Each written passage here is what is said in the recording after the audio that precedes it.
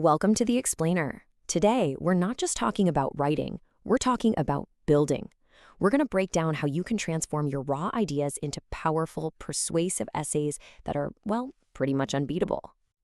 So let's kick things off with a big question. You might have a brilliant idea, a real light bulb moment, but what's the actual difference, the thing that turns that little spark into a truly great piece of writing? The answer, in one word, is architecture.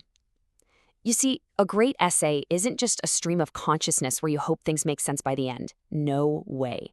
It's carefully constructed, piece by piece, with a deliberate plan from the foundation all the way up. And what's really cool is, if you look at its origins, the word essay literally means a weighing of ideas. It's not about just listing a bunch of facts, it's about presenting a structured argument.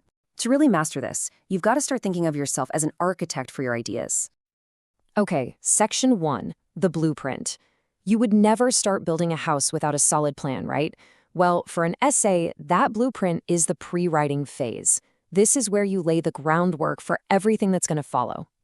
First things first, you have to survey the land. That means you've got to deconstruct the prompt to understand exactly what you're being asked to build. Are you supposed to analyze something, break it into its component parts, or evaluate it, which means judging its worth? These command terms are your instructions, and you can't afford to ignore them. Answering the wrong question is probably the single most common mistake out there. If the prompt asks you to evaluate the impact of social media, just describing what social media is, that's not going to cut it. You have to make a judgment. You have to take a stand. Now for the most critical part of your blueprint, the thesis statement. I want you to think of this as the cornerstone of your entire building. It's the one single sentence that declares your main argument and has to support the weight of everything you're about to say.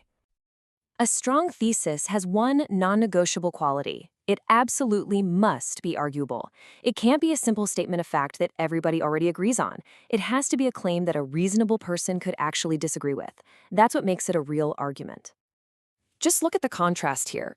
Saying climate change is a problem is a weak thesis. Why? Because pretty much everyone agrees. But that stronger thesis takes a specific, debatable stance. It proposes a solution and gives a reason. Now that is something you can build a whole essay around. And please, whatever you do, never skip the outline. It's your architectural drawing.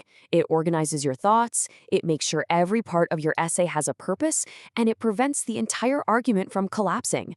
Thesis, points, evidence, that's the whole plan.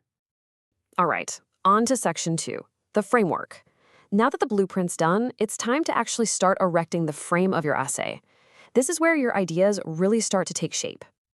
The Peel method is basically your brick-and-mortar technique for building strong, persuasive paragraphs. Every single paragraph needs to make a point, support it with evidence, explain that evidence, and then link it all back to your main thesis. Let's break down how that actually works. Okay, let's pretend our main thesis is about the downsides of remote work.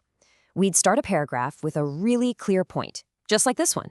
It's a direct topic sentence that tells the reader exactly what this paragraph is going to prove. Next, you bring in your evidence, because a claim without evidence is just an opinion, right?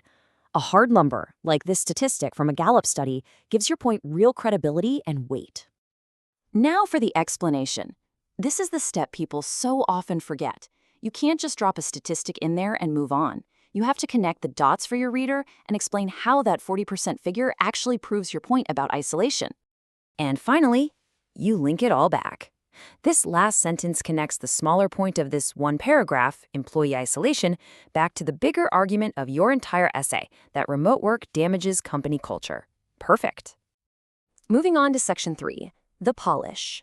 The structure is built, but we're not done yet. It's time for the finishing touches, the part where you polish your writing and make your essay not just solid, but also a genuine pleasure to read. A really simple but powerful change is to use the active voice. Just listen to how much clearer and more direct the student made the mistake is. It puts the focus on who's doing the action and makes your writing so much more dynamic. This slide brilliantly shows the power of being concise. I mean, why use 5 words when 2 will do? Cutting unnecessary words strengthens your prose and makes your argument that much sharper. Every single word should serve a purpose. Here's a pro tip that can absolutely transform your writing.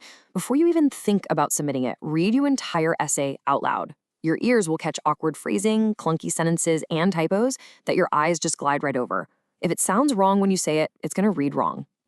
And now for our final section, the final inspection. Before you declare the project complete, you have to do one last walkthrough. Here's a checklist to make sure your masterpiece is ready to go. This checklist is your practical takeaway. Run through these questions every time. Is my thesis arguable?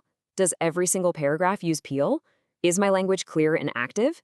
Did I get rid of any sentences that don't directly help my thesis? Use this to review every essay from now on to make sure it's structurally perfect. So, the key takeaway is this. A great essay is no accident. It's the product of a deliberate architectural plan. It's not just written, it's built. So what idea will you build a home for first?